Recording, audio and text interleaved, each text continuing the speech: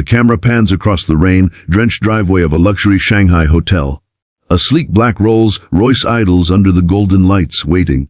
The driver opens the door with a bow, and a young woman in a hotel uniform, Mei Lin, freezes as she overhears two security guards whispering in hurried, nervous Chinese. "Chor, once he sits inside, lock the doors. Don't let him out." Her heart skips. They're talking about the car. And about him, the foreign millionaire who just checked in. She glances toward the lobby doors, where Mr. Daniel Reeves, tall, confident, and completely unaware of the danger, walks out with a calm smile, umbrella in hand. Mei Lin knows she has seconds to act, and in that single moment, one decision could change her life, or end it. "Chor, sir! Please don't get in the car!" she cries.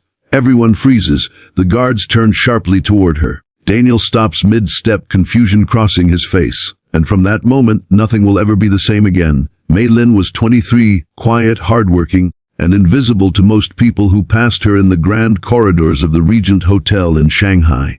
She came from a small mountain village where her father repaired bicycles and her mother sold steamed buns at the market. Life in the city had not been kind. She worked 14-hour shifts cleaning rooms and translating for foreign guests, sending every extra yuan home to her family. But she had one gift. She listened.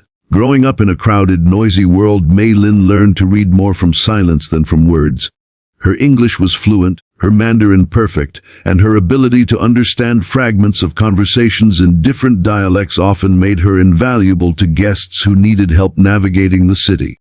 On that rainy Thursday night, she was finishing her shift when the American billionaire Daniel Reeves arrived. The staff whispered his name like a legend. The tech genius who turned an app into an empire. The man whose face graced Forbes and whose watch cost more than Mei Lin's entire annual salary. Daniel was polite, even humble. When he dropped his room key, Mei Lin had picked it up and he'd smiled, saying, "Chor, you have good reflexes. You'd make a better security guard than me." She'd laughed shyly, not knowing that, within hours, those words would prove hauntingly true. Later, while she was clocking out, Mei Lin walked past the hotel's private garage, where two guards in black suits stood near the sleek Rolls-Royce reserved for Reeves. One of them, a tall man with a scar on his chin, muttered in fast, tense Chinese, "Chor, everything's ready. Once he's inside, call the boss. They'll take him straight to the docks." The other guard replied, "Chor, what about the girl, the translator?" "No, Chor, she's nothing. She won't talk." A chill ran down Mei Lin's spine. Her first instinct was disbelief. Maybe it was a misunderstanding. Maybe, "take him to the docks," was a business trip phrase. But the tone, the fear, told her otherwise. And when she glanced at the car's rear window, she saw it, a faint reflection of another man sitting silently inside, waiting. Her heart pounded. By the time she reached the lobby, Daniel was already heading out, laughing into his phone.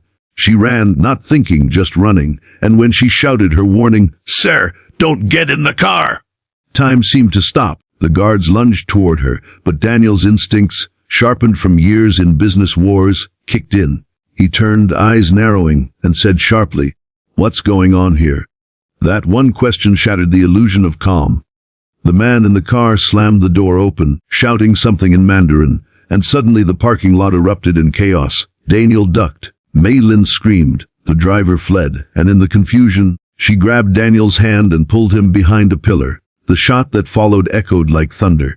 An hour later, sirens wailed. Police surrounded the hotel, but the attackers had vanished. Daniel Reeves sat in the back office, shaken but alive, staring at the young woman who had just saved his life. "You understood them?" he asked, disbelief in his voice.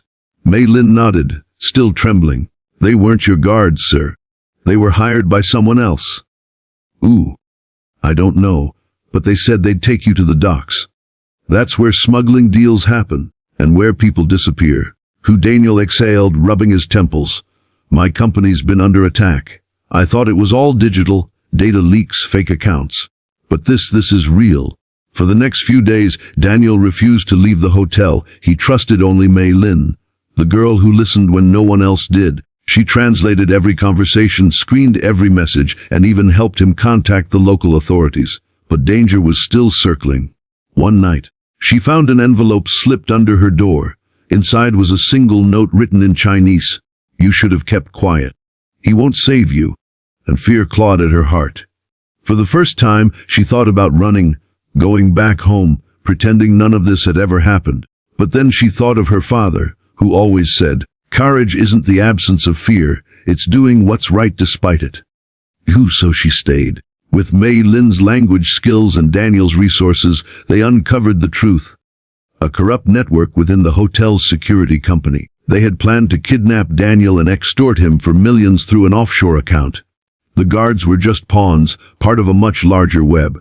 It took days of danger, sleepless nights, and one terrifying chase through the neon-lit streets of Shanghai before the criminals were finally arrested. Daniel insisted Mei Lin testify beside him, and she did, her voice steady, her eyes filled with quiet strength. When it was over, Daniel turned to her and said softly, "You saved my life. What can I do to repay you?" And Mei Lin smiled faintly. "Just listen. To the people you think are invisible, sometimes they hear things you can't." Months later, Daniel launched a new foundation to help educate and employ underprivileged youth in China, naming it the Mei Foundation after the girl who listened. Mei Lin became its first director, her story inspiring millions across the world. She was no longer the invisible hotel worker. She was the voice of courage, compassion, and quiet strength. And whenever she heard someone whisper, she remembered that night when a single whisper changed everything. Sometimes, the quietest people save the loudest lives.